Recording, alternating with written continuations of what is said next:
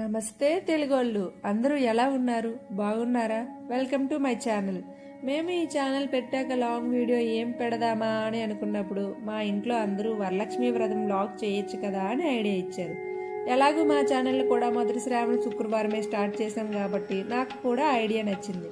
కాకపోతే ఈ ఎడిటింగ్లు అన్నీ మాకు కొత్త కాబట్టి ఎడిట్ చేసి పెట్టేసరికి ఎన్నాళ్ళు పట్టింది. ఇకపై మాత్రం ఏ వ్లాగ్ అయినా టైంకి చేసేస్తాం సుమి. పెళ్ళైన ఏ ఆడపిల్లకైనా అన్ని పండగల కంటే వరలక్ష్మి వ్రతం అంటే ఏదో తెలియని భక్తి శ్రద్ధలు. వరలక్ష్మి వ్రతం అంటే అమ్మ చేసిన బూరెలు ప్రసాదాలు అనుకునేదాన్ని. కానీ ఇప్పుడు మాత్రం ఈ పూజ వెనుకున్న అర్థం తెలిసాక ఎప్పుడెప్పుడు శ్రావణ మాసం వస్తుందా అని ఎదురు చూసుకునే పరిస్థితి. మా ఊళ్ళో పంతులు గారు పూజను ఉదయం 8:30 గంటల లోపు లేకపోతే 11 గంటల తర్వాత చేయాలనేసరికి మా వారు ఆఫీస్కి వెళ్ళిపోయే లోపే పూజ చేసేద్దామని డిసైడ్ అయిపోయా.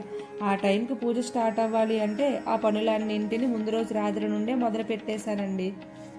మన తెలుగు వాళ్ళ గురించి ఇంకా చెప్పేదేముంది? ఏ పండగ వచ్చినా గుమ్మానికి మామిడాకులు కట్టడం, ఇంటి వాకిళ్ళలో ముగ్గులు పెట్టడం, ఇంటిని అందంగా అలంకరించుకోవడం అలవాటు. అందుకే నేను కూడా అలానే చేసేసా. దేవుడి గదంతా శుభ్రం చేసుకొని పటాలన్నింటికి బొట్లు పెట్టి అమ్మవారికి పీఠం పెట్టి అమ్మవారిని తయారు చేయడానికి ఎత్తడి బిందె, తపేలా, చెంబు తీసుకొని బరువు కోసం వాటిలో బియ్యం నింపుకున్నాను. చెంబుకి కర్ర స్కేల్ కోసం ఇల్లంతా వెతికాను. కానీ మీకు తెలిసిందే కదా, ఇంట్లో అన్నీ ఉంటాయి కానీ అవసరానికే దొరికిసావు. ఈ రోజు కూడా అంతే. చివరికి ఒక స్కేలు టైప్లో ఉన్న కర్రను తీసుకొని కట్టుకున్నాను.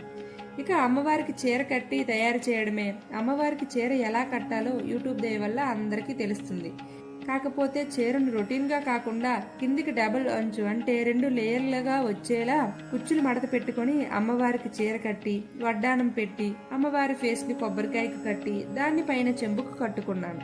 అమ్మవారి తల పెట్టేసరికి నా తల ప్రాణం తోక్కొచ్చినంత పని అయింది. ఎంత కట్టినా నిలవదే. మొత్తానికి మా ఆయన సపోర్ట్తో ఫేస్ని సెట్ చేసేసా. ఇలాంటి పూజల కోసమనే నేను మా అత్తయ్య గారు బయట జర్మన్ సిల్వర్ స్టోర్లో పూజా సామాగ్రిని హోల్సేల్ రేటుకే తీసుకున్నాం. వీటన్నింటికి గంధం కుంకుమ బొట్లు పెట్టేసరికి కుంభకర్ణుడిలా నిద్ర ముంచుకొచ్చేస్తున్నా అర్జునుడిలా ఏకాగ్రత కోల్పోకుండా మొత్తానికి అన్నింటికి బొట్లు పెట్టేసరికి గంట పట్టింది. ఇదంతా చేసి పడుకుందాం అనేసరికి టైం 12 దాటింది. ఎంతోసేపు పడుకుందామన్న నా ఆశ కొంతసేపటికే ఆవిరై కాస్త నిద్రకే ఫిక్స్ అయ్యాను. పడుకున్నానే గాని 8:30 గంటలకే పూజ చెయ్యాలనే ఆలోచన మళ్ళీ నన్ను 2 గంటలకే నిద్ర లేపేసింది. వెంటనే లేచి తలస్నానం చేసి మళ్ళీ పూజ గదిలోకి వచ్చి పూజ సర్దడం స్టార్ట్ చేశా. సర్దిన పూజ చూసి పడిన కష్టం అంతా మర్చిపోయి చాలా హ్యాపీగా అనిపించింది. చూడండి నేను పూజ ఎలా సర్దుకున్నానో. మళ్ళీ మీరు అనుకోవచ్చు, కాకిపిల్ల కాకికి ముద్దు, మేము ఎంతకన్నా బాగా చేసుకున్నాంలే అని అంటారేమో. ఎంతైనా మనం చేసినది మనకు కూడా నచ్చకపోతే ఎలా చెప్పండి? నేను పూజ సర్దుకున్న టైంలో వంటగదిలో మా అత్తయ్య గారు ప్రసాదాలన్నింటినీ రెడీ చేసేశారు. ఇలాంటి పనులు చేయడంలో మా అత్తయ్య గారు ఎక్స్పర్ట్. ఆవిడకున్న ఓర్పు నేర్పు నాకు లేవు. నన్ను కూడా నేర్చుకోమంటారు, కానీ ఎప్పటికైనా నేర్చుకోవాలి కదా. నెక్స్ట్ ఇయర్కి ట్రై చేద్దాం. ఇంతకీ ఈరోజు దేవికి మేము ఏ ప్రసాదాలు పెట్టామో తెలుసా? కుడుము బూరెలు, తీపి గారెలు, నూక బూరెలు, కొమ్ము శనగలు, పులిహోర, పరమాన్నం, పాలుండ్రాలు, శనగపప్పు బూరెలు, అలాగే పచ్చి చలిమిడితో పాటు పానకం, పాలు, పంచామృతాలు పెట్టేశామండి. అయినా ఇంట్లో ఎలాంటి పూజా సమయాల్లో తలా ఓ పని చేస్తే తప్ప అనుకున్న టైంకి పూజ చేయడం కష్టం. మొత్తానికి అనుకున్న టైంకి దీపారాధన చేసి పూజ స్టార్ట్ చేసేసాను. చూడండి పూజ మొత్తం మా పుత్రరత్నందే. పూజలో చాలా రభస చేసేశాడు. తర్వాత పూజ పూర్తి చేసి 5 పేరంటాలకు ఫలదానం ఇచ్చారు.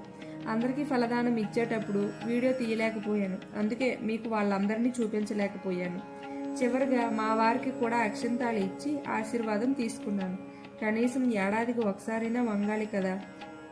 జస్ట్ ఫర్ జోకింగ్ అండి. ఇలా పూజ అంతా అయ్యాక దేవుడి గదిలోకి వెళ్ళి ప్రశాంతంగా ఒక 5 నిమిషాలు దేవిని చూస్తూ గడిపేశాను. నిజంగా మనసుకి ఎంత ప్రశాంతంగా ఉందో తెలుసా అండి. నేను పూజ కోసం పడ్డ కష్టం అంతా మర్చిపోయాను. ఇక ఆ రోజు ఏకభుక్వంతో పూజ ఫినిష్ చేసేసా. తరువాత మా అత్తయ్య గారు చేసిన ప్రసాదాలన్నింటినీ కొంచెం ఎక్కువగానే లాగించేశా. ఇంతేనండి నా పూజ. మీకెలా అనిపించిందో కామెంట్ చేసేయండి. మరి నా ఫస్ట్ వ్లాగ్ను లైక్ చేసి ఇలాంటి మరిన్ని వీడియోస్ కోసం ఛానల్ని సబ్స్క్రైబ్ చేసుకోండి. ఆ దేవి చల్లని దీవెనలు మనందరిపై ఉండాలని కోరుకుంటూ నెక్స్ట్ వ్లాగ్తో మళ్ళీ కలుద్దాం. అందరికీ బాయ్ బాయ్.